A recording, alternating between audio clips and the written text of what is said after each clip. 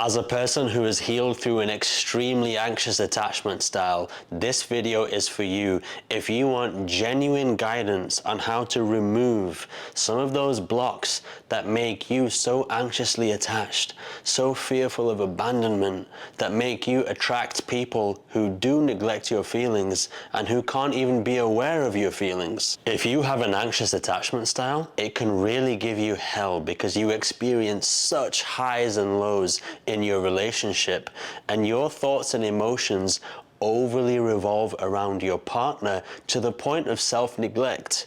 Your hobbies and unfortunately even your health might go downhill because deep down you believe that this person or this relationship is the missing piece in order for you to feel whole. An anxious attachment style essentially means you have put your relationship or potential relationship on a pedestal to the point where it feels like the center of your life. The bulk of your thoughts and emotions revolve around your partner, and you catastrophize things. You get very fearful. So I'll start with my personal journey and struggles, and then I'll talk about people who are already in relationships as well as single people who are dating, and then I'll move on to energetically removing those internal blocks so that you can shift from anxious to securely attached. We can summarize an anxious attachment style as you becoming obsessive about the relationship or the person to the point where you begin to let go of yourself, your authentic needs. You put the other person's needs before yourself. You don't really speak up on what you want and where you want to be and who you really are. And you're unaware that these powerful emotions of either high excitement when you're meeting someone new, or you're on a high because your partner finally gave you some connection that you wanted, you're unaware that that spike in emotion isn't really caused by your potential partner or your potentially better relationship. It's caused by the damage in you thinking that the antidote is your partner or your potential partner, and that's the key here. All of this is a mirror of what's happening inside of you, and that's what this video is about. Now, that's not to say you can't be joyful when you get the connection that you want, but think about this. Your emotions, your mind has a baseline. If you look at my hand here, and the higher you go above that baseline, there must be a come down, there must be a corresponding low, because nobody can keep their dopamine and other pleasant chemicals high that long. So what I'm saying is every high that you get does have a corresponding low that will come after it.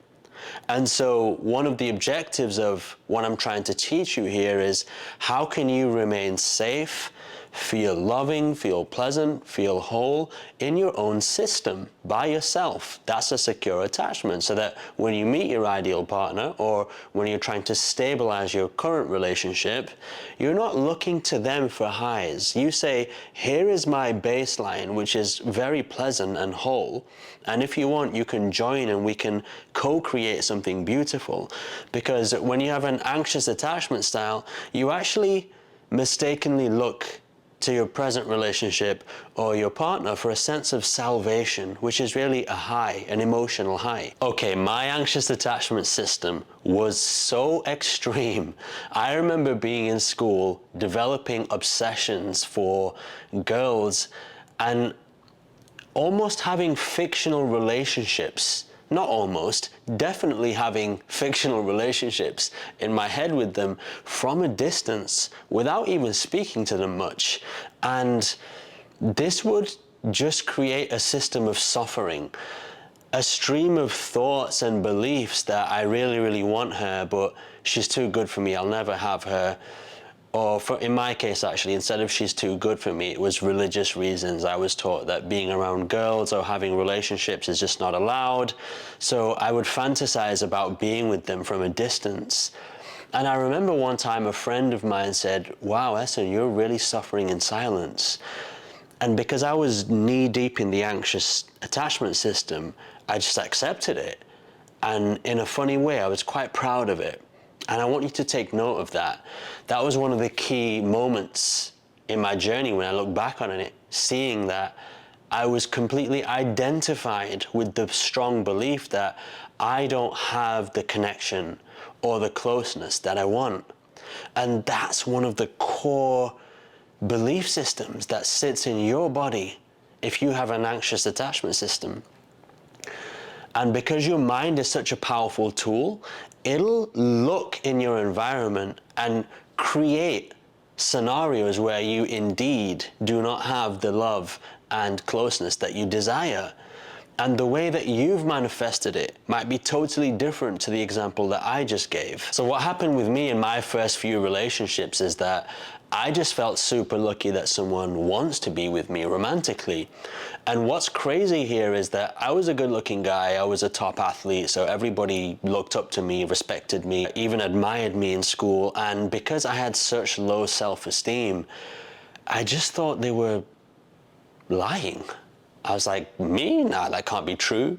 I was even in the newspapers for being an athlete and I still couldn't accept the praise. Some of you might relate to never being able to receive a compliment. When I got into a relationship, I noticed myself being really excited to slowly cut down on all the sports and training that I used to do because I totally glorified spending time with the person I was with. What would happen in my early relationships is that they noticed how keen and easily available and wanting connection that I was.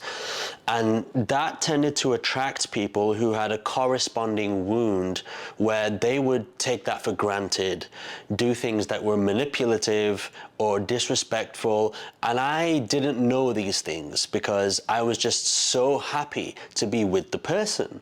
So a part of your journey in awakening and healing from the anxious attachment style is seeing what you never saw, which is that you're so desperate for connection and you're so willing to give up boundaries and needs. Actually, I didn't even know what boundaries and my own needs really were. You're just willing to throw yourself into this relationship. Any disagreement or minor argument would feel like the earth has broken to me. And I would get so obsessed with fixing it and calling the person and texting them, and just, it would feel like resolving this issue, not even now, but yesterday, is more important than me breathing. And to be honest with you, it felt like hell because I would start to resent my partners. I would think that they were the cause of me not being able to relax, that if they would just feel my emotions, if they would just understand my point of view, if they would just stop ignoring me and give me the attention that I need, then I would be fine. And of course, this is the story that we have when we have the anxious attachment style.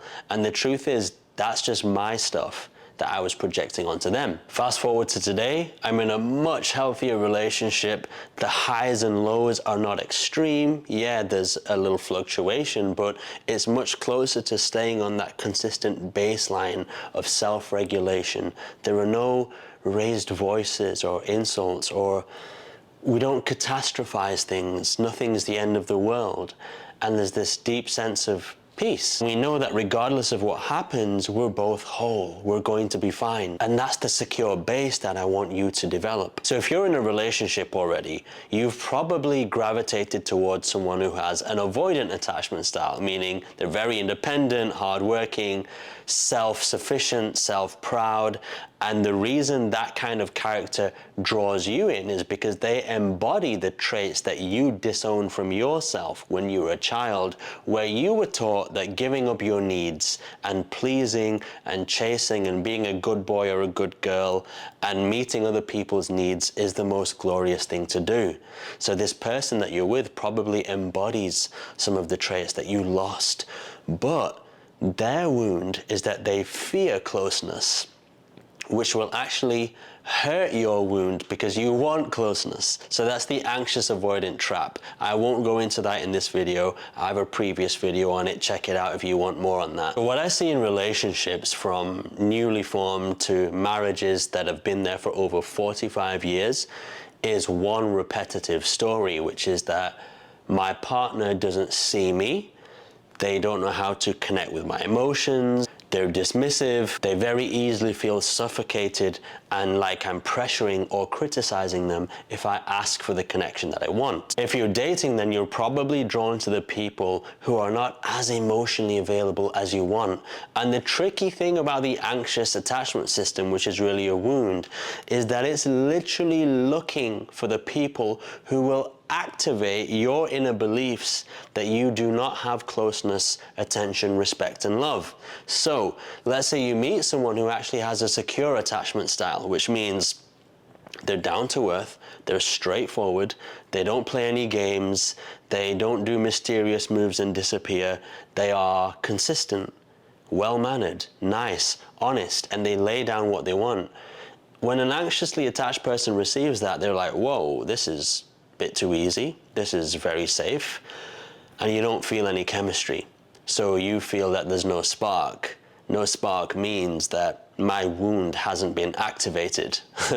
So then when you meet someone who your inner system can detect that they're either too far or something's not right with them, or they're just healing from another relationship, or they have some kind of issue, that's the person you want, because that person activates the belief, aha, here's a person who deep down I know would not be able to connect with me the way I would really wish for. And that's the story that I secretly want to keep replaying. Now, whether you're single or married or in a relationship, whatever spectrum of anxiously attached you're on, the healing remains the same. Because we can call it anxiously attached, but it really means this: my body goes into survival mode. That's all it means. So if we look at a stress scale from 0 to 10, and you can't keep your number at 3 or below on average when you're in the dating phase or you're in a relationship, it means your system isn't balanced. And there's enough research and evidence around us, from the Buddha who lived 2,500 years ago to modern neuroscience research, which is proving to us that this mind, this body is so sophisticated, so phenomenal, that we can stay regulated, we can feel safe and whole with or without a partner. So in the dating phase or with a relationship, regardless of what your partner is doing, excluding violence and horrific abuse, if they can't feel your emotions, if they can't give you the attention and consistency that you desire, or if they ghost you when you're in the dating phase, these are not valid grounds for your system to fly into survival mode. And that might be very hard for a lot of people to hear, because when you're really identified that, yes, I'm that anxious, suffering person, as I was in school, you just accept that suffering is part of my life. And of course, it's the outside world. It's because I'm not allowed girls, or it's because my partner is avoidant and dismissive of my emotions. But it's just not true.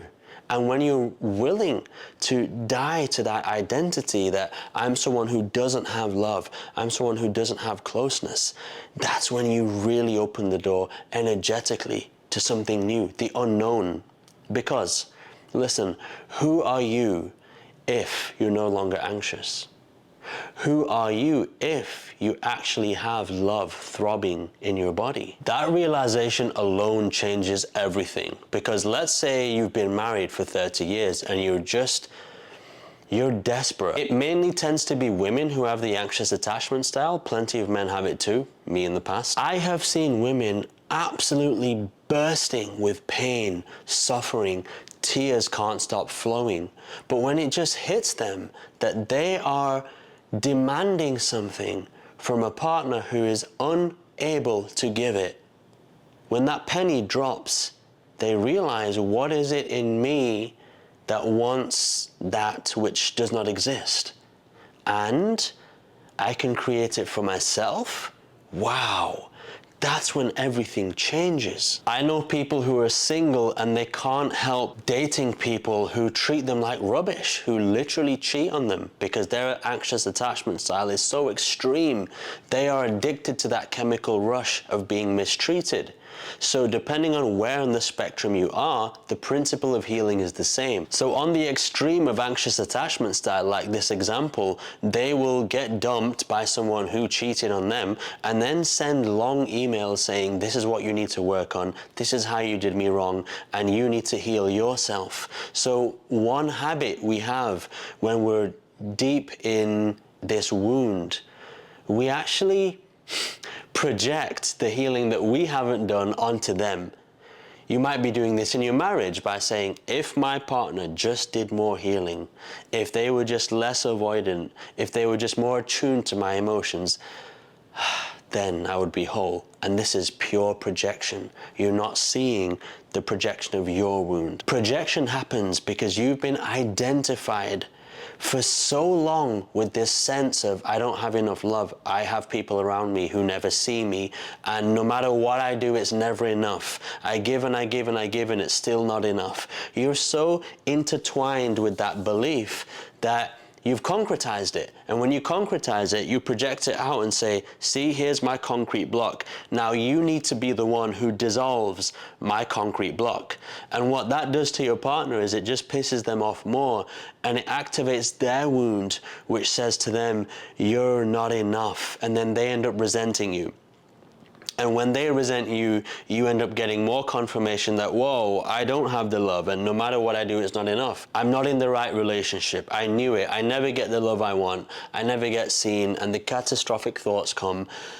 And if you go back to the start of the video, it's all down to the same belief that I need something from this person that I don't have. And that's the fiction, that's the lie, which is created by the trauma. Let's get to the solutions then. Number one, I want you to take out a pen and a piece of paper and write down all your negative beliefs around love, yourself, and relationships.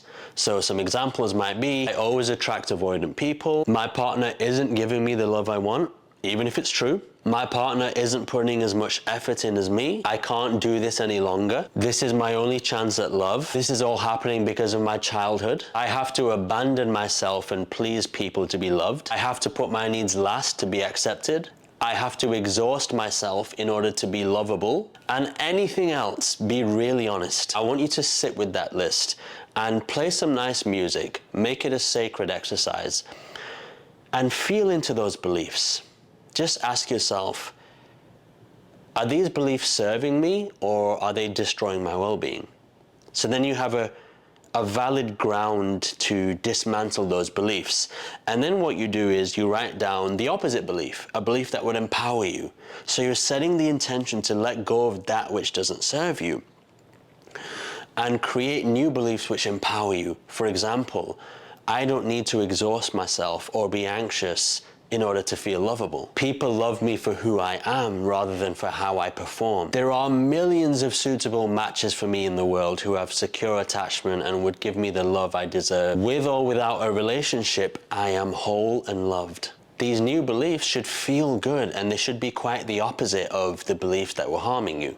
I want you to spend a little time every day having meditated to calm your mind, be totally detached from your present life situations, and then from a calm mind, start to visualize, like a very vivid movie, what it would feel like to have those beliefs be true, like genuinely true. I want you to generate the emotions in your body of having a safe, secure, consistent relationship. I want you to generate the emotions of wholeness, safety, enjoyment. This one is critical for anyone with an anxious attachment style, to feel lovable and enjoy your life in your aloneness whilst not putting relationships on a pedestal. To have that baseline that I described at the start, where even if an ideal partner comes, they're not going to take you to this stratospheric high. It's like a complementary energy that raises the energy just a little. And for that to happen, you have to value yourself. You have to value your time, your hobbies, your energies, your mind, emotions, all of it is something that you hold in your own embrace, rather than wanting to give it all and place it in someone else's hands, because that's part of the core wound. So step one was about visualizing what it is you want to create and feel in your body. And that takes daily practice every day, because your body is used to feeling guilt, shame, fear, anxiety. So it'll take time. It took me years to get here, but it pays off because it becomes a permanent part of your biology, and you start to feel gratitude and enjoyment regardless of whether you're around your partner or alone, and that is beautiful. Above all, your partner deciding to do an activity with you or say no to it doesn't send you into this catastrophic downslope of, oh, they don't want me, I'm alone now, they'll leave me. These negative thoughts slowly start to disappear if you've spent enough time reinforcing the positive ones from your list. But by far the most important part of the healing journey that I found for myself that really brought the changes, and also that I see in my clients, is the trauma healing, or what I call inner child healing. Let's say something upset you at work. You want to talk about it with your partner, so you share what happened, and they're just humming and nodding for the 50th time, and you can tell they're just doing it logically. They're not actually feeling what you feel, and that sends you into this spiral of rage and grief, and you start saying, you're never really listening, you're never there for me, and then that sets them off. Why does that happen? Well, I can assure you it's not because they're nodding and humming with you. It's not because they can't feel you. It's because there's a time in your life where a similar thing happened, where you were not seen, your feelings were dismissed as not important, and you felt an explosion in that moment of sadness and anger, but you were not allowed to express it nor process it to your parents or early caregivers. So that emotional moment becomes an anchor in your body. That's the trauma. It anchors you into that frequency, that feeling of being neglected. And then as the years go by, that anchor gets buried deeper and deeper and deeper into your system. It's like an anchor at the bottom of the Pacific Ocean. It's so deep that you can't even see it. If you actually imagine an anchor that's gone so down. This is the problem with reading books and just watching videos. You'll read the information, but it doesn't mean you've seen your anchor.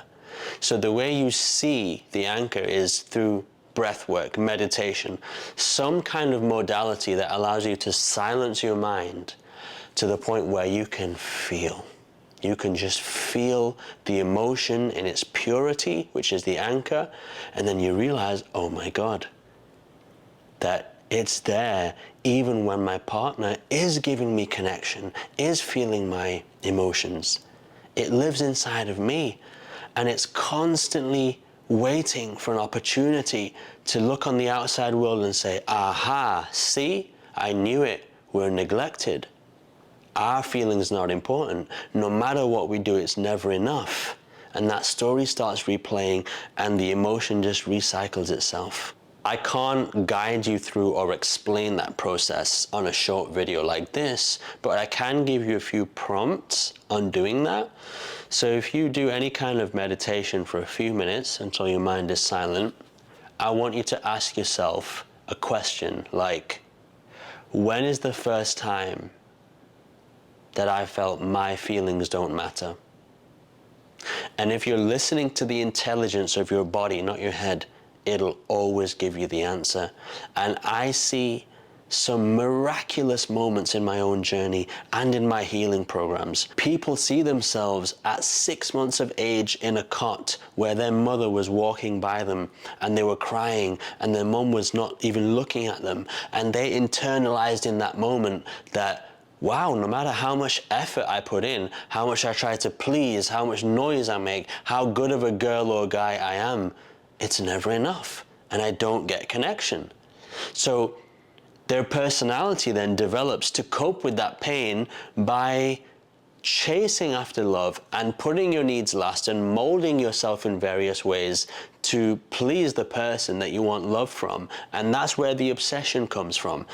That's where obsessive thoughts about a potential partner or the partner in your present relationship come from, because The more you felt deprived of closeness and attention as a child, the more you'll feel desperate for it as an adult. Because as I said at the start, you believe the antidote to your inner pain is in the outer world, and that's the fundamental flaw. I have seen some wild moments in my own life and in other people's, moments such as my mom just telling me to shut up when I was young and she was annoyed in that moment and she stormed off, and I felt completely obliterated, like I'm alone to die in this world and I don't have closeness, which of course made me want to please her so badly and get her approval constantly so that she doesn't disappear from my life. These anchors for other people are in moments where they were compared to their sibling, or their aunt said something insulting behind their back and they felt like, whoa, connection has been destroyed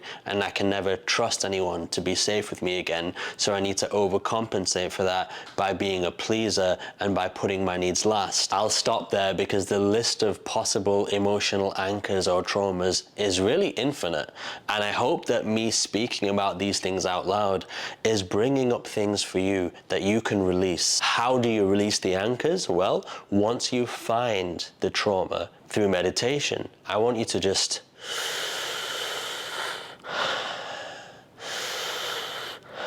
breathe into the emotion over and over again with a blank mind. Don't judge the emotion as good, bad, right, wrong. Don't blame the emotion on anyone else. Don't retell the story of your past.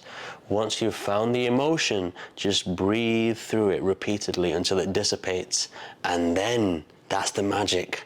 You'll go through your life and you'll find that when a person doesn't text you back, or when your partner isn't emotionally attuned to you, there's no trauma response to come up. And that is what it means to have healed a certain trauma.